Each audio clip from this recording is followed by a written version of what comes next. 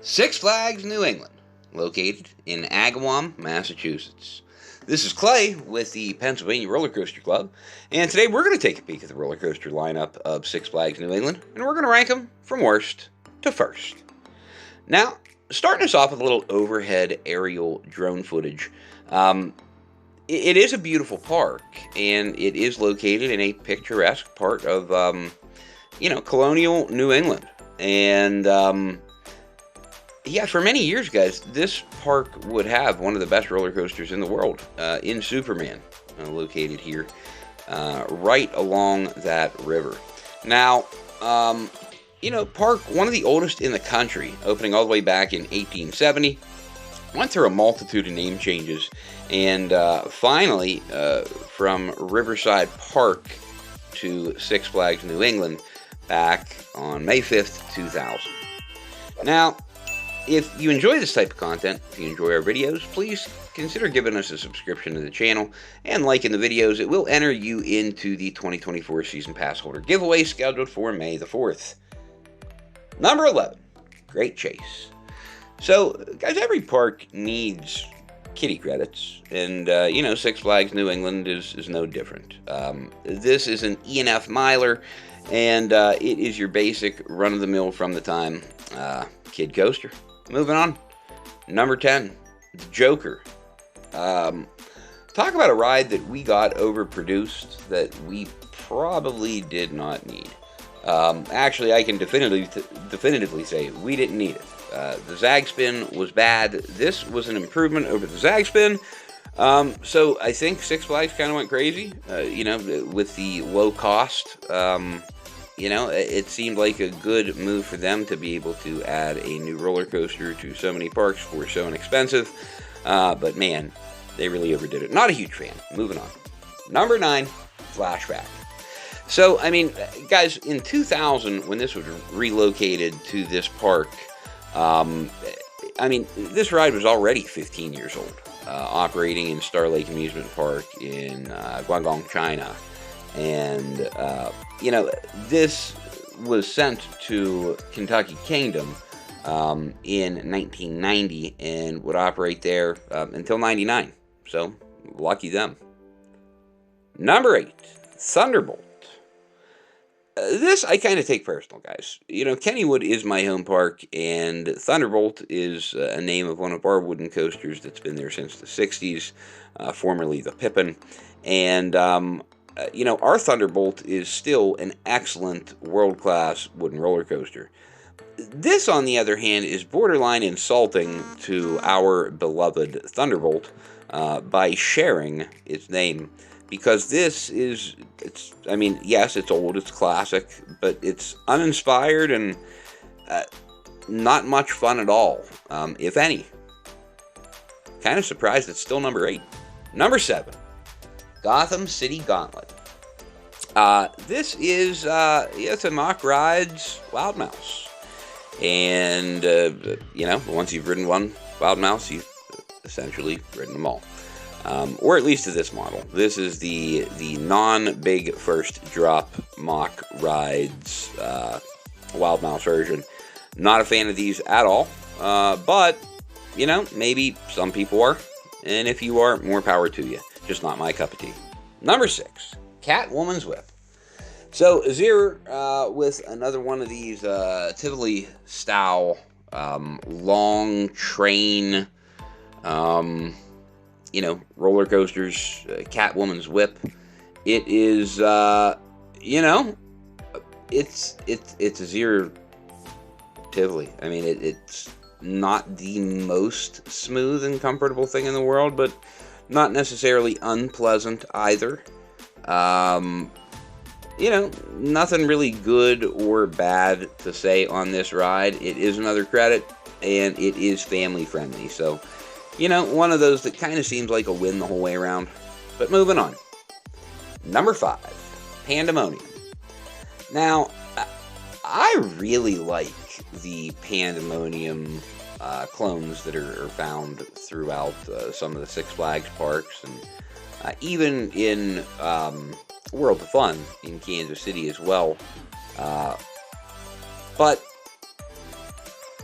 the Gerstlauer spinning family coaster is seemingly the best layout of the models. Maybe not my favorite of them. I do like the Mock Rides family spinners a little bit more overall. But layout-wise, I really think that the Gerstlauer ones are the best of the bunch. At least in my opinion. Number 4, Riddler's Revenge. So I believe that I had mentioned in a previous video that Riddler's Revenge is one of only a few SLCs that I have ever taken a re-ride on. And yeah, I don't know why, but this is just one of my guilty pleasures. I like certain SLCs. I dread and hate others, but there are a handful of these that I don't mind, and one or two that I actually kind of like. This, by far, I think, probably being my favorite, for obvious reasons with the new train. So, hopefully, you get the good train. Number 3, Batman, Dark Knight. Now, this one is, this is interesting to me. It is a B&M floorless, and this park is interesting just for the fact that its Batman is a floorless, and it is the only Six Flags park that does not have a Batman the Ride B&M invert. So, for that, I like the oddity of this park. But truly, this actually isn't a bad floorless. Not a great one, not the best, but it's not horrible. And, I guess as far as floorless B&M models go, if you can say that it's still an enjoyable ride, I think ultimately you're winning. Because then you have another good people mover for the park. So, if the ridership remains relatively high, huge win, especially for as long as this coaster has been at this park. So, that's a win. Number 2, Wicked Twister. This ride I find to be just the ever slightest bit to be overrated in terms of how highly people have this ranked in their list of RMCs. It is a great ride. It's a phenomenal ride. One of the best in the country. Securely in my top 50. Don't expect that to change anytime in the near future. But I don't think that it is is as hyper elite as some people will make it out to sound. Great ride, but not in the creme de la creme category for me. There's one ride here in the park that is unequivocally better, and I don't think I'm the only person that would agree with that. Although Wicked Cyclone or Wicked Twister or whatever the heck this one's called, even though it's awesome, it's still not number 1. Superman the Ride. So, Superman the Ride. What a layout. This is a great ride with a great layout and a picturesque setting.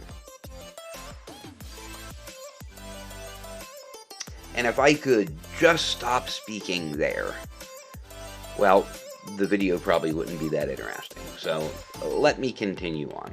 You would say, well, man, that sounds like a winning formula, and it is. Until you have these new lap bars.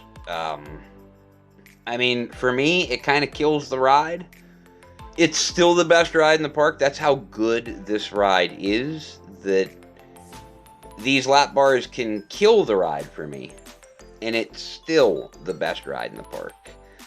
That's how good this ride probably used to be before these abomination of lap bar restraints were installed. And don't get me wrong, I understand why they were installed, and I get it. I just don't agree with it. And, you know, if you don't agree with it, and if you like the ride before the restraint change, if you think that the ride would benefit greatly from new harnesses, new trains, what have you, you know, let me know in the comments below. But this is one of those parks that has always fallen a little flat for me.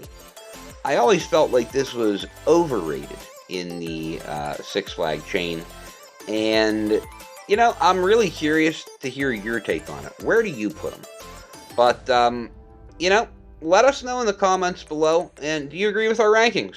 Till next time, guys, we'll see you out there.